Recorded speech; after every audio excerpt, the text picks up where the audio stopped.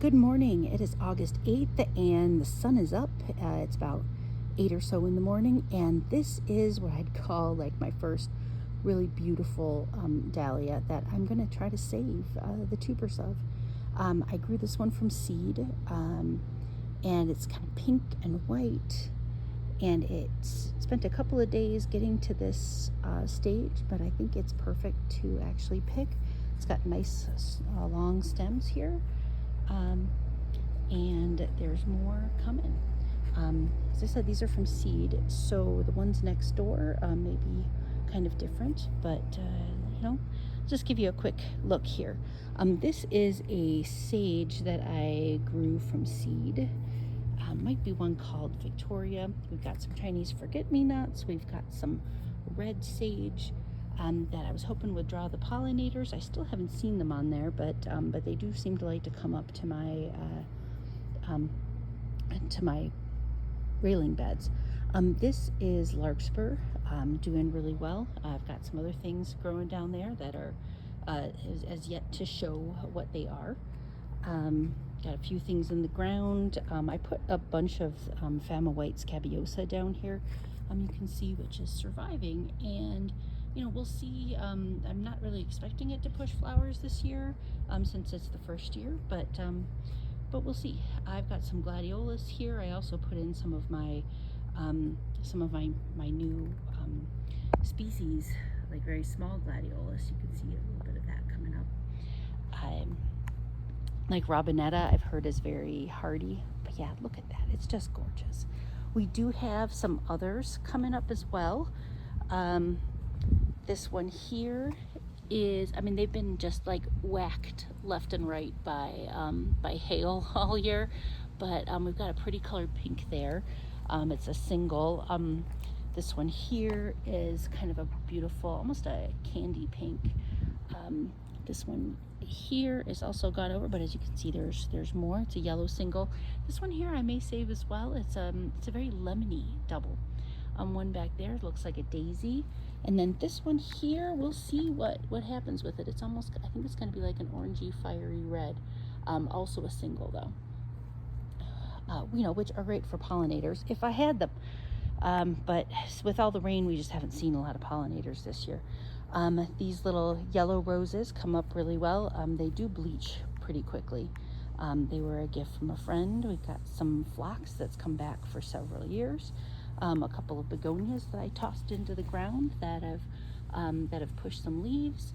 I threw a few lily bulbs in here, and you might be able to see.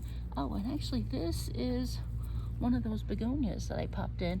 I'm going to have to cover it a little bit better and see if we can get it to do something too. Lobelias, we've got some supertunias that do not look super. We have more of these tiny, what should be like 2 or so foot tall gladiolus. They're down here.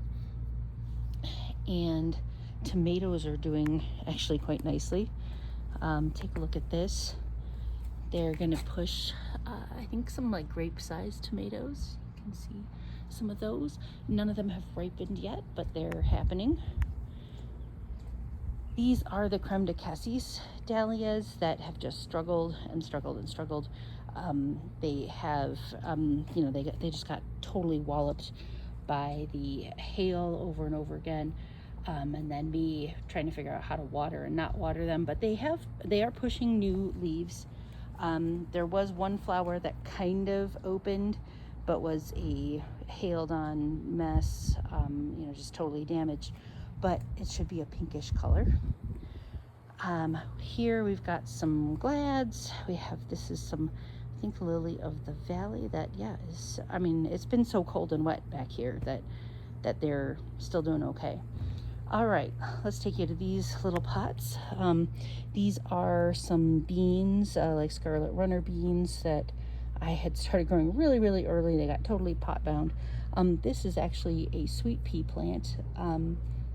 With it being so cold and rainy back here, it is now doing okay. Got another scarlet runner bean. We've got some of my lobelia from seed. This is supertunia. I threw some new scarlet runner bean seeds in there just to see what would happen.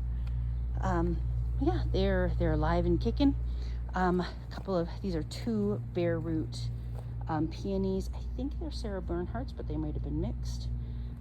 This is some celosia and some sunflowers, and I just threw various things into this pot as well.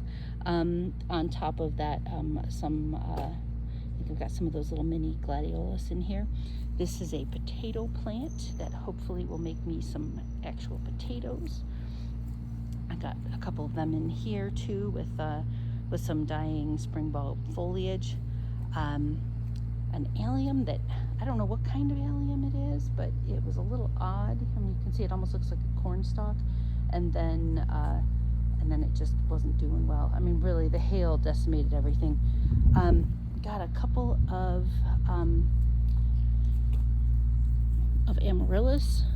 These ones were little teeny ones that I'm trying to get a little bigger. This one is one I'm trying to nurse back to health a little bit more. It definitely needs some time in the ground if I want it to ever bloom again. Let's see. Oh yeah, the Dutch iris over there and the Byzantine gladiolas were just superb. We got some sunflowers. Lots of little sunflowers going. By the way, it's August 8th, and what you see here, this is still daffodil foliage that is attached and growing. I mean, it's literally been the strangest spring ever and summer.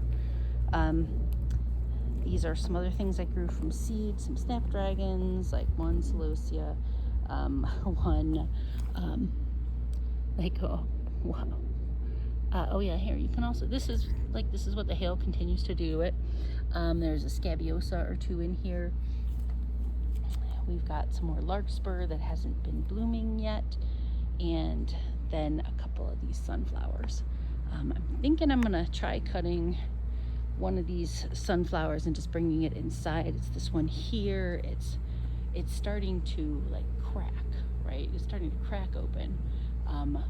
And I'm hoping that I don't harvest it too early, but I just would love to bring some inside. Oh yeah, and then just a graphic example of what the hail makes. These are not insect holes, these are hail holes that just rip right through the plants. Well, but this sunflower was overwintered and is coming up beautifully, and so I might just have to make sure that I let a little bit more of that happen this year. Hey, thanks for joining me. If my nephew Kyle is watching, I love you, hon. Bye.